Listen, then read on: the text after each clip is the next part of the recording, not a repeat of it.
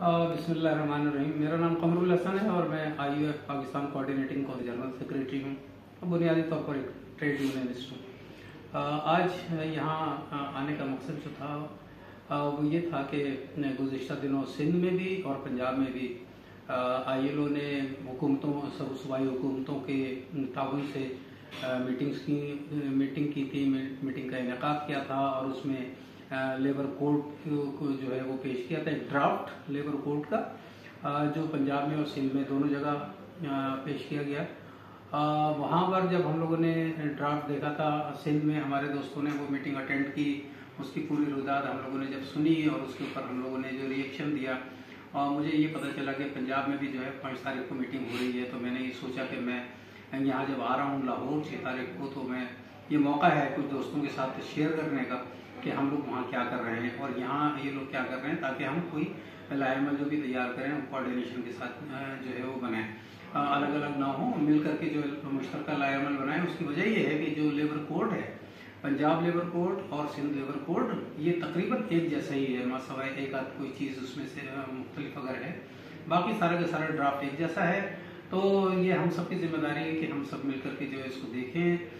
मैंने यहाँ आकर के जो दोस्तों से शेयर किया वो ये कि सिंध में हमारे साथियों ने, तमाम ट्रेड यूनियन के लोगों ने जो है आउटराइटली इसको रिजेक्ट किया है। उसकी वजह है 2-3 चीज़ें बहुत अहम है। एक तो ये कि जो ड्राफ्ट पेश किया गया ये किसी सही कंसल्टेशन के बगैर जो है वो पेश नहीं किया गया।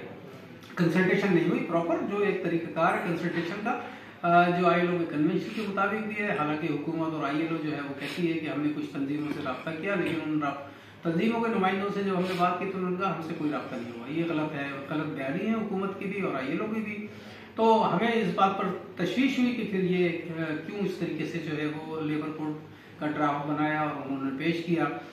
यहाँ आकर के भी जो हमने देखा तो वही सूरत हाल थी जो कि सिंध में सूरत हाल थी। हुकूमत ILO ने जो है हुकूमत के ताउन से एक मीटिंग अरेंज की, वहाँ लोगों को बुलाया, उसके बाद फिर ये ड्राफ्ट जो है वहाँ पेश किया। उसके बाद दूसरे दिन जो और तीसरे दिन ILO गवर्नमेंट ऑफ सिंध ने जो है सैफरी की लेबर कमेटी जो है वहाँ पर उसकी मीटिंग बुलाई और उसके अंदर ये पेश किया और कहा कि जनाब आप इसके ऊपर बताएं कि आप इसको एक्सेप्ट करते हैं।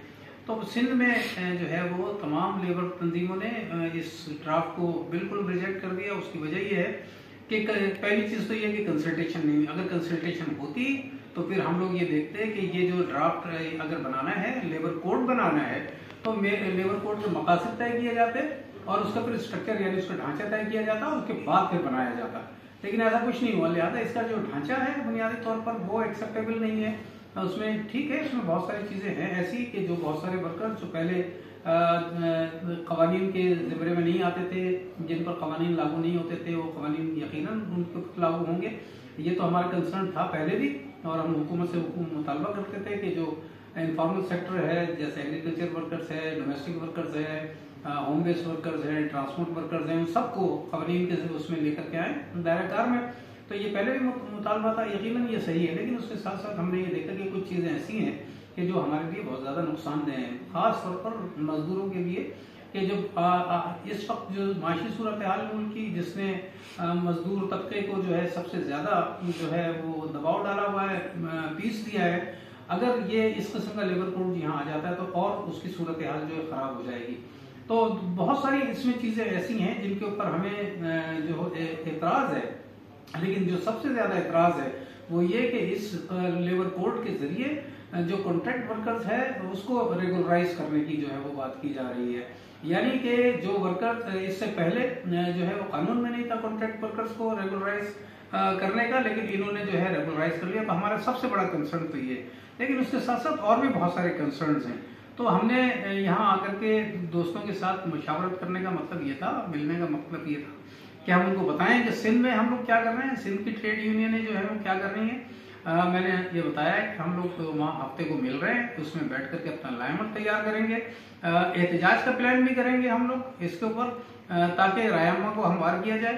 ट्रेड यूनियन के अलावा सिविल सोसाइटी की दूसरी तंजीमों को भी इसमें शामिल करेंगे ताकि उनको बताएं कि इसके नतायज जो है पूरे माशरे के ऊपर जो है वो क्या होंगे, और उसके साथ साथ इसका मुतबादिल ड्राफ्ट जो है वो तैयार करने का हम लोग प्लान करेंगे, ताकि हम लोग जो है इसका मुतबादिल जो है वो ड्राफ्ट हम दे सकें, क्योंकि लेबर कोड हमारी जरूरत भी है लेकिन मजबूरी नहीं है। तो हम अपनी जरूरत को मद्देनजर रखते हुए अपनी जरूरियात के मुताबिक जो है वो लेबर कोड जो है वो बनाना चाहते हैं, और यकीनन जब हम अपना लेबर कोड ड्राफ्ट कर लेंगे उसके बाद हम हुकूमत से कहेंगे कि जनाब ये हमारा ड्राफ्ट है।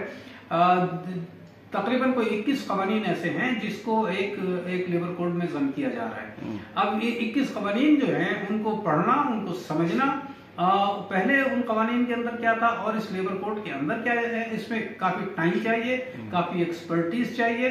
तो यकीनन हमें ट्रेड यूनियन के दोस्त, बुकला दोस्त के साथ साथ हमारी जो सिविल सोसाइटी की और जो तंजीमें हैं उनकी भी जो है वो मशावरत की जरूरत है, उनके भी मशवरों की जरूरत होगी। तो ये एक लंबा अमल होगा, तो इसलिए हम लोग इसकी पूरी तैयारी कर रहे हैं कि हम जो है इस मामले को कैसे निपटते हैं।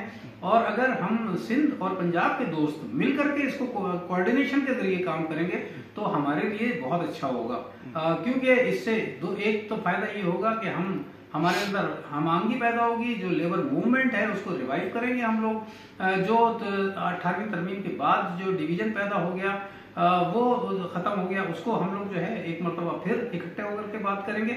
लेकिन उसके साथ साथ जरूरत इस बात की है कि हम पूरे मुल्क में जो है इसको फैलाएं और इसके ऊपर जो है वो कोई मिल करके लाए अमल तैयार करें। जो चीजें हमने महसूस की हैं इस लेबर कोड में वो ये कि एक तो जो कवानीन 21 कवानीन है तकरीबन को, जिसमें कुछ फेडरल लॉ है और कुछ प्रोविंशियल लॉज हैं, वो इसके अंदर जो है इकट्ठे किए जा रहे हैं। लेकिन सोशल सिक्योरिटी इसके अंदर शामिल नहीं है। हमें नहीं पता कि वो क्यों नहीं शामिल किया गया, उसकी वजह क्या है, जबकि वो एक बहुत ही बुनियादी चीज़ है सोशल सिक्योरिटी। बल्कि हम लोग तो हमारी तो कोशिश ये है कि सोशल सिक्योरिटी को और ज़्यादा बेहतर बनाया जाए उस कानून को, ताकि ज़्यादा से ज़्यादा वर्कर जो है उससे मुस्तफ़ीज़ हो सके और ज़्यादा लोग उसमें रजिस्टर्ड हों। ये एक बुनियादी चीज़ है जो हुकूमत की जिम्मेदारी है और हमारी जो ख्वाहिश भी है। दूसरी एक जो फ़र्क मुझे लगा पंजाब लेबर कोड में और सिंध लेबर कोड में, सिंध के अंदर उन्होंने एक जो स्पेशल वर्कर्स का एक चैप्टर है जिसके अंदर एग्रीकल्चर वर्कर्स है, उसके अंदर होम बेस्ड वर्कर्स हैं, डोमेस्टिक वर्कर्स हैं, ट्रांसपोर्ट वर्कर्स हैं। इसी के साथ साथ उसमें जो मजहबी इदारे हैं उनके जो वर्कर्स हैं उनको भी शामिल किया हुआ है। यानी वो मजहबी इदारों के अंदर वो मस्जिद हो, मदरसा हो, मंदिर हो, चर्च हो, या इनके जो झेली इदारे हैं उनके जो वर्कर्स होंगे वहाँ पर वो भी, उनके ऊपर भी जो है इस कोड का इतलाक होगा। लेकिन पंजाब के अंदर वो चीज़ शामिल नहीं की है। यानी पंजाब के अंदर जो मजहबी इदारों के वर्कर्स हैं लेबर कोड उन पर शामिल नहीं होगा। तो ये बहुत ऐसा फर्क मुझे महसूस हुआ कि इससे एक सोच महसूस होती है कि ये क्या वजह है कि सिंध के अंदर मजहबी इदारों के वर्करों को भी जो है वो शामिल किया जा रहा है लेबर कोड के अंदर, जबकि पंजाब के अंदर उनको शामिल नहीं किया जा रहा। तो ये जरा हम इसके ऊपर हम लोग सोच विचार भी कर रहे हैं कि क्या वजह हो सकती है कि इसको जो है इसके पीछे कौन सी ऐसी चीज़ है जिसकी वजह से उन्होंने जो है ये फर्क रखा है, बाकी किसी चीज़ में कोई फर्क नहीं है। और मैंने अपने दोस्तों से जो भी यहाँ बात की है वो ये कि एक तरफ हमारे लिए बहुत बड़ा चैलेंज है कि तमाम मजदूर कवानीन को लेबर कोड में जम किया जा रहा है। इससे हमारी जो राइट्स हैं मजदूरों के वो मुतासर होंगे, जो हमारी सूरत हाल है वो मुतासर होगी, जो हमारी इकोनॉमिक सिचुएशन है वो मुतासर होगी, जो हमारा राइट है कलेक्टिव बार्गेनिंग का वो मुतासर होगा। लेकिन मैं समझता हूँ कि जहाँ कुछ कमजोरियाँ होती हैं और कुछ कंसर्न्स होते हैं तो शायद उसमें कुछ बेहतरी भी हो, उससे हमें कुछ बेहतरी भी हासिल करनी चाहिए। और बेहतरी मेरे नज़दीक जो है वो ये है कि ये एक ऐसा इशू है जिसके ऊपर सिंध भर की और पंजाब भर की ट्रेड यूनियनों ने जो है कंसर्न जाहिर किया है। तो हमारे पास ये एक बहुत अच्छा मौका है कि हम सारी तंजीमें क़तई नज़र अपने अख्तलाफात के, ख्वाह सियासी अख्तलाफात हों, मजहबी अख्तलाफात हों, इलाकाई अख्तलाफात हों, ज़बानों की बुनियाद पर अख्तलाफात हों या लीडरशिप के अख्तलाफात हों, उन अख्तलाफात को भुला करके हम लोग इकट्ठे हो जाएं। इस ना सिर्फ ये कि लेबर कोड के ऊपर एक कोई मुश्तरका अमल अपनी जो है हिकमत अमली तैयार करें, बल्कि मजदूरों के जो दीगर मसाइल हैं जो खास तौर पर ये मजदूर कवानीन बन तो जाते हैं लेकिन इनके ऊपर अमल दरामद नहीं होता, मिनिमम वेज के ऊपर अमल दरामद नहीं होता, सोशल सिक्योरिटी पर अमल दरामद नहीं होता, EOBI में रजिस्ट्रेशन के ऊपर अमल दरामद नहीं होता, तकर्री का खत जो है वो नहीं मिलता, इसके अलावा और भी बहुत सारी चीजें हैं। तो 12-12 घंटे जो है काम लिया जाता है, 8 घंटे के काम के औकात कार पर अमल नहीं होता। तो हमें ये मौका अल्लाह ताला ने फराहम किया है कि भाई हम लोग इकट्ठे हो जाएं इस मौके से फायदा उठा करके, ताकि हम इन तमाम चीजों के खिलाफ जो है वो जद्दोजहद कर सकें मुश्तरका तौर पर, क्योंकि अलग अलग ये लड़ाई जो है हम नहीं लड़ सकते। हुकूमत जो है वो ना आपकी सुनती है ना किसी और की सुनती है, हमें किसी इदारे की तरफ से कोई मदद मिलने की भी तवक्को नहीं होती। हम मदद अगर कर सकते हैं तो एक दूसरे की हम खुद ही मदद कर सकते हैं, और अगर हम लोग इकट्ठे नहीं होंगे तो ये इसी तरीके से डिवाइड करके हम लोगों को हमारे इस्तेसाल करते रहेंगे। जी बहुत शुक्रिया जनाब कमरुल हसन साहब, आप कराची से स्पेशल तशरीफ़ लाए आज मेहनत कशों की इस मीटिंग के हवाले से, आपका बहुत बहुत शुक्रिया। बहुत शुक्रिया।